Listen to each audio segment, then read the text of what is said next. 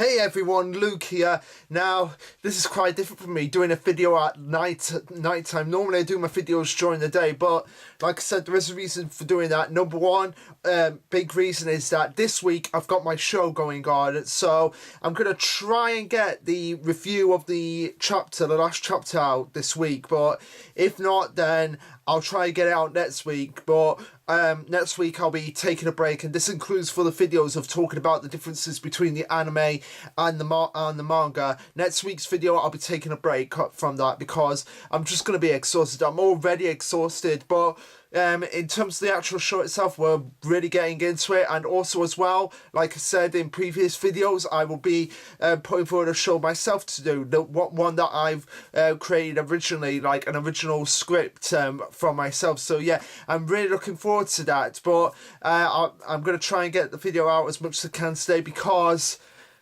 something happened in the episode that I was not expecting.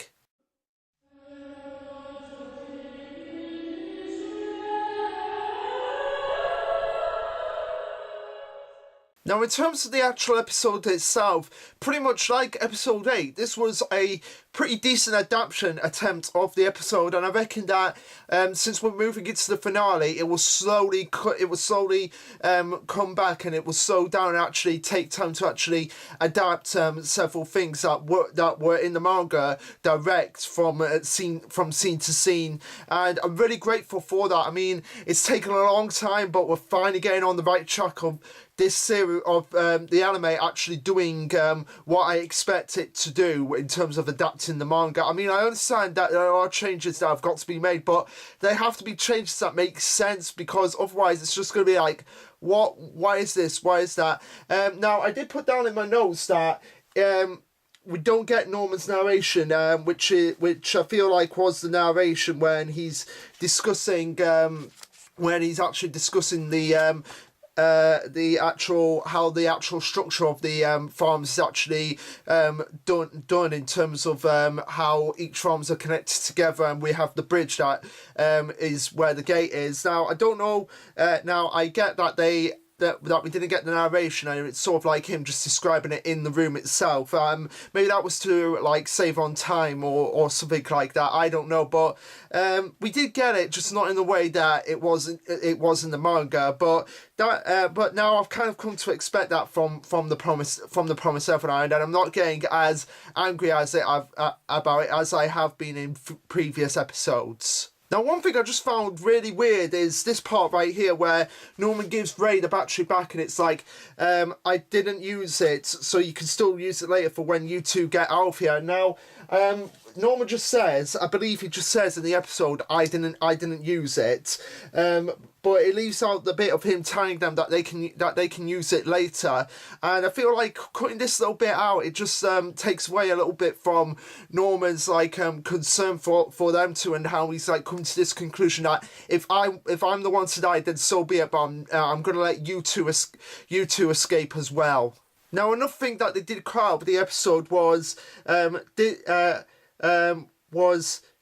this part right here. They didn't cut out the dialogue, but they cut out the horrific images that that Norman was thinking about, of the consequence of what could happen if Norman didn't go through with what he was actually going to go through. And again, I feel like cutting this out is just a missed opportunity on the part of just getting into the psyche of Norman's character, because again, the manga presents him as more than just this Mary Sue kind of character, in the sense that he has a lot of psychological turmoil going on inside of him, and the fact that if he's the one to die, then so be it, but he's not going to let them die and suffer the same fate as what he saw in that image. And I feel like it was just a missed opportunity for them to actually not include that. But also, another thing that we don't get is Norman saying the little narration here. Maybe this is what I meant by when I said no narration for Norman, but it was this little narration here where when Norman is actually walking to get his stuff, when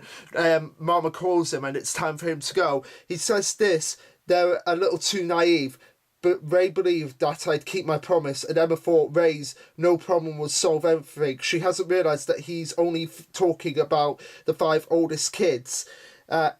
and he thinks back on why he had that conversation with Ray about give up on taking everyone. If you're not part of all of us, I won't accept it. The world's not so easy that we can have it all. I don't want those two to die, and I don't want Emma to leave anyone behind. Leaving no one behind, it might be an idealistic thought, an empty dream. Most people might give up on it, saying it's impossible, but for that reason, I want to overturn that assumption. I don't want to give up. That's why I chose death. So again, he's kind of conflicted, but because he wants to escape with them all, but at the same time he doesn't want them to die. And he thought, what's the safest route that I can take here? I have to be the one to actually choose the path of death and go along that, just so that I give them the opportunity to escape. And the fact that they cut that narration out again, it just cuts out a little bit of character development on Norman's part, in the sense that even in the face of such overwhelming odds, he's still giving them an opportunity, and he's thinking outside of the box of like, okay, I may not be able to escape with them, but how can I help them? How can I help them escape? And how can I be the one that basically keeps this plan from not failing in a sense? And I really like that about Norman's character, and we're just not getting that in the series itself. And I've told people about this, like my main problem with the anime of The Promised Neverland is that people, and myself included, I've been hyping up to be like a mind game, a battle of the wits, and we're just not getting that. We're not getting any of the inner thoughts, and therefore we're losing some of the mind games. And this is a perfect example of this, because again, like I said, we're getting into the psyche of the characters, particularly in Norman in this case, how yes, he doesn't want them to die, but at the same time, he doesn't want the plan to fail. So he's the one that's going to sacrifice himself just to give them the opportunity to escape. Now, to take a little break from talking about the actual moments in the episode, one thing that made me drop my jaw, like I was drinking a drink, and then when it got to this part, I was like, what? It's this part right here. Now, now in between chapters of when they were first being released, and in between the films, we have the little 4-panel comic strips, and one of them was, if I can find it, is this one right here, the side story where Norman gets a cold and he's like being cut off from everyone, and Emma's trying to get to see him, but she's always constantly being screwed over. Like these right here, these little comic panels, she's always getting screwed over, and eventually they come up with the idea of using of the old fashioned of, you have 2 plastic cups and you have the wire, and then you can actually talk to each other like having a phone with plastic cups. They come up with that idea, and Norman actually flashes back to this. We actually get this in the episode. I was like, what? So yeah. And that was actually a really good moment. I really liked that moment because it allowed for a little more of a lighter tone aspect, and Norman to think of a little bit of happiness that he had before he's facing certain death. But again, like I said here, this is the point where I talk about. But if they're gonna include that, then why can't they include the flashbacks? Like all the flashbacks that have been cut out of the series. Now, I may have a reason for that. It might be the case, particularly with Mama. It might be the case that, like with Chrome, when she faced her death, we might get all the flashbacks with Mama in like episode 12, and episode 12 might just be constant flashbacks of Isabella and voiceover of Isabella. That's the route that I can kind of see them going down with episode 12 when we actually get to it, and that would make a lot of sense. And I would be glad if we actually got that moment, if we got those moments. But again, it's too little too late, because we had those moments where they could have easily added them in and added to the mystery of Mama, and kept us thinking throughout the first series, before we actually got the reveal of, oh, this is why she's been doing everything that she has been doing. And it just made everything make a whole lot of sense. And again, no thoughts from Norman, and I'm really grateful that they include the panels in the 4-panel comic strips in the episode. But again, why have them and cut out other important details that are so desperately needed? Now again, another problem that I've continually had with the series as well is when they keep dragging things out that don't need to be dragged out as long as they did. Like, for example, this part right here, where Emma grabs Norman and it's like, I don't want to let you go. In the in the manga, it's kind of like just in a sense of like 3 seconds. Emma grabs Norman and she's like, "What are you doing?" And Norman's like, "What are you doing?" "I'm gonna distract Mama." And it's kind of like all fast paced, and it doesn't give you time to like process what's going on until it's too late, and you're like, "Holy shit!" And that's really a strength of the manga. Like things are happening really fast that until you actually, before you actually realize what's happening, you like have to like, whoa, okay, calm down. But in the anime series, it like takes at least 10 seconds for for Emma to grab Norman and be like, "I am going to distract Mama," and it just drags on, and I really don't like that when series do that, when they just drag on moments that really don't need to be dragged on just for the sake of adding more where they could adding more where they don't need to, when they actually have material there that's practically gift wrap for them that they can actually use, particularly when we get Emma thinking about Norman and how much shit he's actually in at the moment. We don't get that in the anime series, and we don't get the narration of Emma saying, "We can't do anything. All we can do is see him off.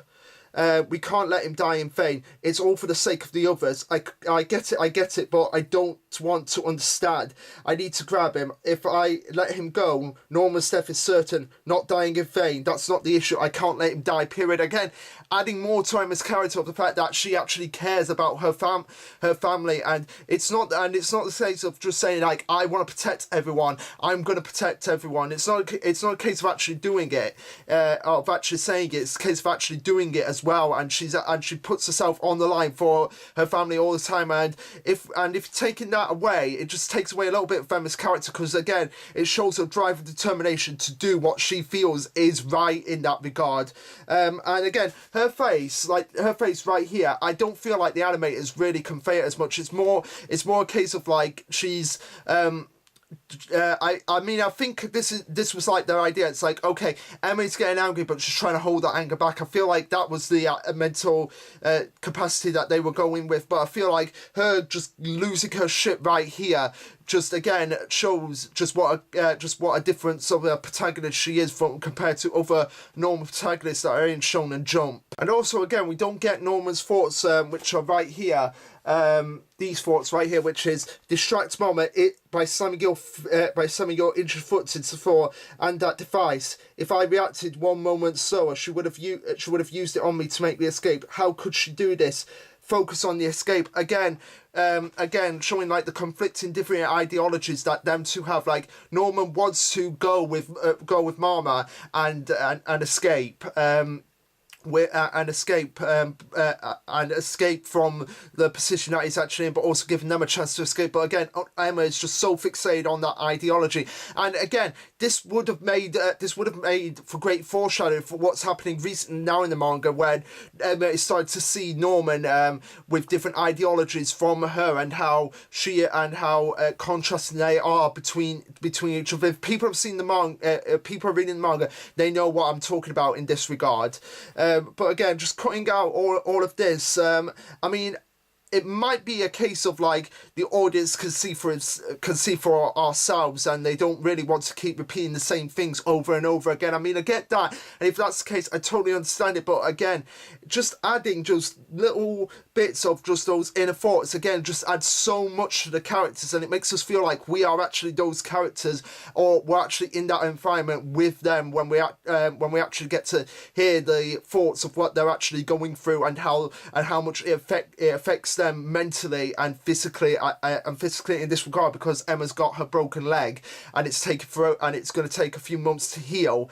And like I said, just adding the inner thoughts, it just adds so much. It's like the sprinkles on top of the ice cream. Now, one thing I'm really surprised that they cut out is the look of thought from Mama here. If you can actually see it, she looks like a really like, I best do something about this. But instead, no, it's just a blank face. Oh no, we don't actually get that. We just see Mama in the episode just clearing up Norman's stuff and getting it ready. Again, just adding that little bit of detail, it shows just how observant Mama is, and just thinking like, okay, I really need to get them away from each other before they cause any more disturbance here, and I have to make sure that Emma has a foot firmly planted, and make sure that Emma's foot, make sure my foot is firmly planted in Emma's. I'm putting Emma in her place of like, you don't control anything. I control everything, Emma, and I'm going to make that, and I'm going to show that, and I am going to actually prove that to you with this threat that is about to come up, which is, if you cause any more trouble, Emma, I will kill you. And of course, what else but more cuts of the inner thoughts, and this time it's Norman thinking about Emma and how we just don't get that. We cut right to this bit here where Norman is like hugging Emma, and there's a bit with Don and Gilda that I'm going to go through later on when we get to that part of my thoughts. But here's the thoughts of what Norman is actually going through in describing Emma, and this perfectly sums up Emma's character in Norman's eyes. Even though they have different ideologies and see things differently, he can clearly understand what she's going through, and like I said, he sums her up perfectly here. See, it's this. She's reckless and unreasonable. She's naive and immature, but she's amazingly true to herself. And again, that just sums up Emma's character, because she is naive. She is immature. It's like, no matter what, despite everyone telling her one thing, she's like, no, that has to be something else. Because again, people have to realize they're still kids, and they do reckless things, they do immature things, but also they are true to themselves and what they actually believe in. And again, that's the strength that Norman gets, because he's reckless at times, and he can be immature, or he can't see the bigger picture at certain times, or he might be doing something truly shady. But again, he's true to his own ideologies, and that's contrasting to Emma's own ideologies and how truthful she can be to herself. And he goes on to think, I'm sure she fought really hard, even though this plan was crazy. And he thinks back of what Emma would have actually said. How can he escape? How will I make him escape? Make it so his only choice is to escape. But Emma doesn't realise how happy I was with her feelings and consideration for me. That's why I was able to smile, even though it was tough and I was scared. That's why I can smile as I go to meet my death. But again, this just adds so much to the character of Norman. How he's just like this big ball of contradiction. How he's like, how can you be so stupid, and how can you be so naive? I want to face this, but at the same time he's scared, and he's putting on an act even though he is scared. He's putting on an act to make it more comfortable for her and to show that yes, I am facing death, but it's okay as long as I give you the opportunity to escape. That's all that makes me happy, because again, showing deep down that Norman really does care about everyone, even though in the Gracefield arc and in the latest arc he's had some shady natures and some like maybe he might turn out to be the bad guy. He still really cares deep down for the people, for the Gracefield lot, because of what they've been through and how he's seen everything that they've been through as well, and how he wants to put an end to it, and it shows his consideration for Emma, which again, this right here could have been used as clever foreshadowing for how the relationship has basically changed, and in my opinion for the worse, ever since Norman has been reunited with Emma 2 years later after the whole fiasco at Gracefield House. But again, going back to what he was saying about how Emma is reckless and unreasonable, but she's truly amazing to herself. Like, that is perfectly summing up of Emma's character and how her positivity and her outlook really just shines through. But again, because we've not gotten any of these inner thoughts from these characters, it kind of like makes it feel like in the anime, if Norman was actually going to say that, it would have felt like completely like this is coming out of nowhere, because we've not seen that. We've not had the thoughts of Emma of just how determined she is not to let any of her family die ever again, and just the positivity that she just immenses. I mean, we have seen the positivity in her outlook, but we haven't seen it in the inside that she produces. And again, I feel like that was probably one of the reasons why they cut this, because it would just come out of left field if they still kept this in.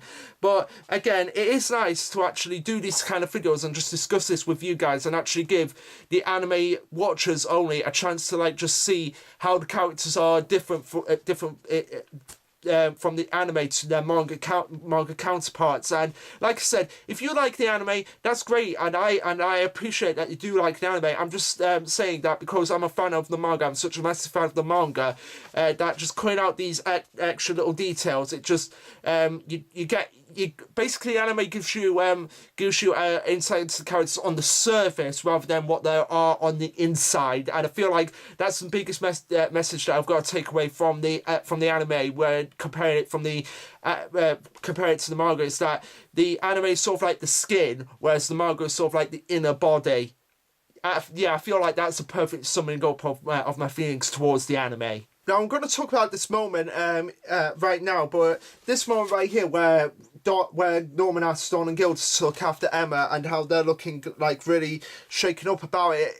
In the anime, it's a lot more positive because we got this moment before all the fiasco with Emma and Norman, with Emma trying to make him escape. And I feel like in the actual anime itself, I feel like it was done better because we just needed that little bit of positivity that was basically needed in a very serious and dark moment. We needed just something light out and just like a shed of possibility that they were able to give off in the anime compared to what they were in the manga. So again, like I said, I don't hate everything in the anime. I just feel like the majority of it's just like really irritating when it could have been a really good adaptation and instead it's just kind of like an okay adaptation. Now, like I said, most of this episode is really good. I mean, it's a pretty sizable, it's pretty decent attempt at adapting this part of the manga. It goes from when Norman discusses the cliff to when Ray finds out Emma hasn't actually given up, and this is sort of like leading into the actual escape itself, which is going to be obviously the last two episodes, episode 11 and episode 12 are going to be the finale to the series, so it's going to be like basically the escape of Gracefield House. But again, before we get into that, I've just got to talk about this moment right here with Emma's thoughts. Again, saying, "Sorry, I couldn't see you off with a smile. I couldn't show you a happy face. Norman, thanks so much. Thanks." We just don't get any of that. But again, I feel like cutting that out just cuts out a bit of Emma's character. Again, showing that even though she wants to show him that she's happy, she can't at this moment. Again, showing just how complex she actually is. Like she wants to put on a brave face, but she can't hide her feelings. And again, like I've said in previous videos, that's one of the downsides to Emma's character. It's like her emotions do get the better of her at times, and she can make irrational decisions. And I feel like this is such a case that she wanted to see Norman off with a smile, but she couldn't because of her feelings for what he is actually going through, and basically the thought of not actually being able to see him again. And I feel like just cutting that out again cuts out a bit of Emma's complexity as a character, that not everything goes well for her, and it's a big struggle time and time again for her to actually succeed. Now, one thing I will say that I'm happy of is the exit of Norman, because this is the last moment that we'll see Norman for the entire series, except for one moment in possibly episode 12 if they do it right. And it's the moment where Norman actually goes into that room where Peter Atari is, and it just closes up, and that's the last we see of Norman. But I was worried that they would actually introduce Peter Atari here, but thankfully they didn't, and I've really got to give hats off to them for actually not doing that, because that would have been so easy to do. But the fact that they didn't do it gives the anime audience like thinking like, what's happened to Norman? Is he still alive? Is he not? Has he gone through somewhere else? What's going on? What's going on with him? And that might actually get them thinking of like, what happens to all the boys when they actually graduate? Are they just fed to demons, or is there something else that they need to be getting involved with? And I haven't read any of the comments, but I'm pretty sure that's or seen any of the other reactions. But I guarantee a lot of the people that actually only watch the anime will probably be thinking about those questions. And of course, we're cutting out one of the most important aspects of the series, the narration from Emma, because again, like I said, like My Hero Academia, the story of the Promised Neverland is basically being told in flashback from an older Emma after everything that's gone on. This is pretty much established here, like when he's gone, and just how much psychological turmoil that Norman's departure has had on Emma. and how much of a distress that it's actually put her through, as she keeps on going on to say, "I know that he's gone, yet my eyes and ears still search for him. Norman's gone. His death haunts me." Again, showing like the complexity of her character and just how much of how much grief she's in at this point, because she's lost someone that close to her, and she earns for that person to be back. And again, like I said, this was probably done. The reason why they cut this was probably just to visualize it rather than actually have a narration over it, just explain it to us. But again, like I said, this is a series that I would be pretty much happy if they did explain a lot of things, because we need that. We need to we need Emma to say to us that she is in this state. She is in this state of mind, and the fact that her eyes and ears still want Norman, but but it's a reality that she has to face, and her body is basically telling her, no, there is a chance that we may actually see him again. And again, I would have been perfectly fine if they actually did include all of this, because it's perfectly fine when My Hero Academia does it. So why can't Promise Neverland do it? And of course, one thing that they decided to cut as well was this point right here with Don and Gilda. Now, this point is basically in this scene, Don and Gilda are basically talking about Emma and Ray and how much of a state that they're actually in at this point, with Gilda going on to say, Emma and Ray are like completely different people. Are we really going to be able to escape like this? And Don going, Norman's gone and we're all divided. There's no point in getting scared. The two of us should do the best we can.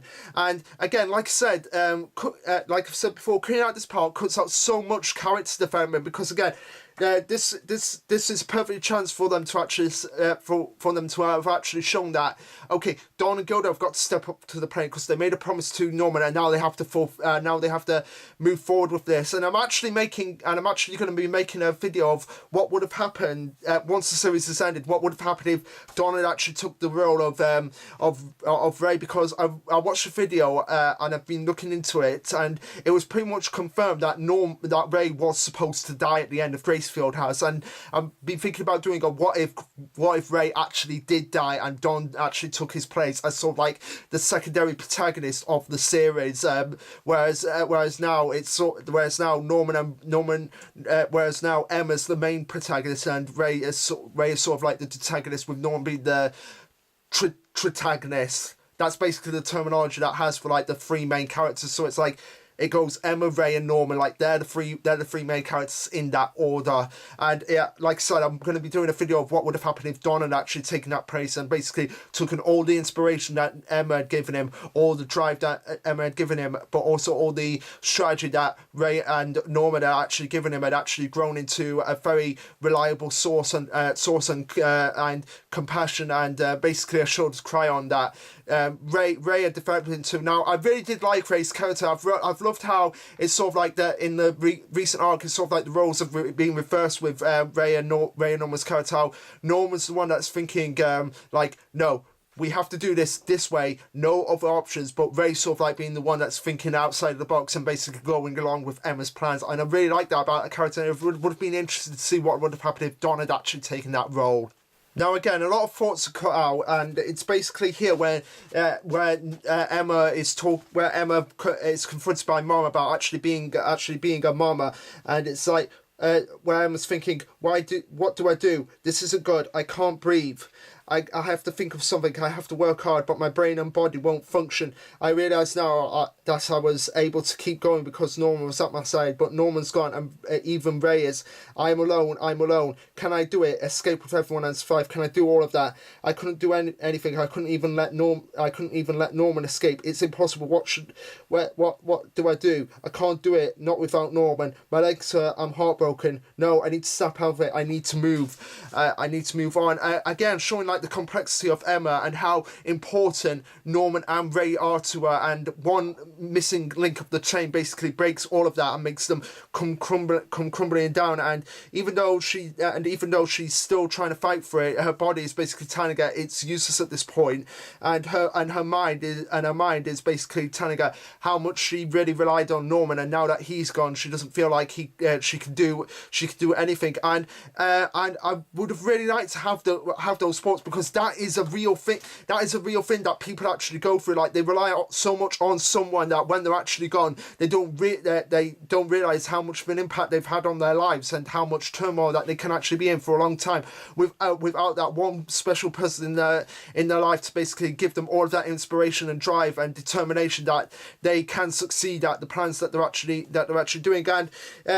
And this would have actually been a great contrast to how Emma perceived life at Gracefield House at the beginning of the series, like right at the beginning of the series before they actually found out the twist, or even after they found out the twist. How she still had Norman on her side and how much positivity she was actually getting from getting from Norman and Ray, and based on the contrast here of the fact that now that Norman's gone, she's completely broken and she doesn't know what to do, and again, just giving us those inner thoughts again adds so much to the characters and makes us understand what they're actually going through and how much of turmoil they're actually in. I know I keep saying that, but it's seriously a continuous problem with the actual series, the fact that we don't get to see the minds of the characters, and therefore we don't actually get to see them as characters and more see them as more like shells of what they could actually be. Like what I said with the anime itself, it's like a shell for the actual manga itself, and the characters are no exception. Now the anime versions of the characters are like shells from the manga version of the characters. So again, like I said, if you like the anime as it is, that's fine, but if you're looking for more depth for the characters and looking to get a great insight into the mindset and the emotional turmoil that actually goes on with the characters and what certain situations actually puts them through and what they're actually thinking, the manga is the place to be. Now I've only got 2 more points to actually talk about here, so one more point is this point right here with Mama showing Mama being pregnant. Now I kind of had a feeling in the back of my mind that they would have actually cut that, that they were actually going to cut that, which again, it just takes away from the twist that Isabella is Ray's actual mother. But again, like I said, this is probably going to be brought up in episode 12, where we get all the flashbacks with Mama. Particularly, I feel like this moment will actually be in episode 12. But again, this moment, just having it here, just allowed us to think for a few weeks of like, maybe Ray is Isabella's child. Now again, she does say have a child, grow up, have a child to Emma, which might make people be thinking that who are only watching the anime might be making people think that Ray is Isabella's son. But the fact that we got that image in the manga to basically confirm that Mama did actually produce a son, it actually got us thinking and questioning before the actual reveal came up. And there's one moment coming up that I want to talk about. It's the last point that I want to talk about. In the episode where it basically again just hammers on the head that Ray is Isabella's son in the anime, whereas in the manga it was very subtle. It only did it with images and basically with a song that basically wasn't fully realised until the actual chapter where the twist was actually revealed. Now one line that I think should have been kept in was this line right here, where Mama is basically saying to Emma, "Foolish girl, there's no chance but to give up. It's the only way to stop the pain." But again, it's a complete contrast to what she's actually to her actual face, which was kept in the episode. And again, the reason why it's such a contrast is that it shows that deep down, Mama, I think at this point wanted them to succeed, but now that they failed, and she sees how much pain there are, she's like, it's the only way to stop. So like, just give up, and I could put in a recommendation for you to be a mama, and then maybe your pain can not be as painful as it already is. And again, like I said, it's a complete contrast that I feel like if they kept it in, it would have been like, oh, okay, so Mama basically sees a lot of herself in Emma, and she can sympathise for her, but the fact that she's already given up basically is telling her to give up as well, because she knows that there's nothing they can do, or so they think. Now, the last point I want to talk about the episode is the fact that in the episode when Emma actually goes to see Ray after she and when she's basically revealing that she's not given up, Ray is humming the tune that Mama actually hummed at the beginning of the series. Now, again, this is just hammering it in on the head that Mama is Ray's actual mother, and rather than being subtle about it, they're just giving like obvious hints that is the case. And I feel like it's just going to be like, oh, okay, we kind of figured out, rather than holy shit, Isabella is Ray's mother. What? And then you can actually go back and think like, oh, okay, so that's why they showed Mama being pregnant. That's why they had the song. That's why they had the song at just the right moment. It didn't come in right at the beginning of the series. It like sort of like came in as the twist was actually going to be revealed, and it made so much sense for why Ray and Isabella were so different of characters to each other compared to how the relationships were with the other characters. They seemed much more confident about each other, and they seemed like they could share things with each other without having to be so secretive about them. Even though they kept secrets from each other, they felt like they could give out more secrets because they knew that they were mother and son. And the fact that it was subtly played in the manga just made it a brilliant twist. It made it a surprising twist, but it made it a twist that didn't come out of nowhere. Whereas in the anime, it's just sort of like, oh, this is not going to come out of nowhere. Yeah, just hammering it on the head time and time again that this song is important, and because Isabella and Ray are the only ones to sing it, and Isabella's just mentioned being pregnant, then it's Ray's gonna be Isabella's son. I feel like a lot of anime viewers are actually gonna pinpoint those pieces together and not be as surprised. Whereas in the manga, it was a genuine surprise. I mean, not for me, because I immediately suspected that Ray was Isabella's son as soon as we saw Isabella pregnant. And I feel like if they had just shown Isabella being pregnant, I feel like that's all they would have needed, because then you could have easily pieced together like, oh, okay, so Isabella is pregnant, she's telling Emma to give up, it's useless, in the same way that Ray's telling her to give up, it is useless. There might be a connection here, not to mention the fact that they both had black hair. But anyway, guys, that was the end of the episode. Like I said, it wasn't a bad episode. It's just those little nitpicks that happened in the episode that were like, really? They couldn't include those bits? But again, I'm grateful that they included at least one thing in flashback form from the short panels, and I feel like that was needed to give some much needed levity or lightheartedness to the actual situation. But anyway, guys, what did you think? Let me know. Like, subscribe, comment, all that jazz. And like I said, I will try and get the review out this week for the latest chapter. But if not, then I'm gonna have to then you're gonna have to wait a few days, because like I said, I've got my show this week, and I'm gonna be exhausted after that. And like I said, there will be no What's the Difference next week. That will be coming the week after, when we actually get episode 12, and I'm really looking forward to that. And then obviously the week after that, the first episode, What's the Difference, for We Neverland, will basically just be an introduction to the series before we actually get into the actual episode of What's the Difference is. Because like I said, like with the first episode of Promised Neverland, the first episode of We Neverland will probably be just an adaptation of the first chapter. So anyway, guys, this will be Lasher Luke signing off. Later, guys.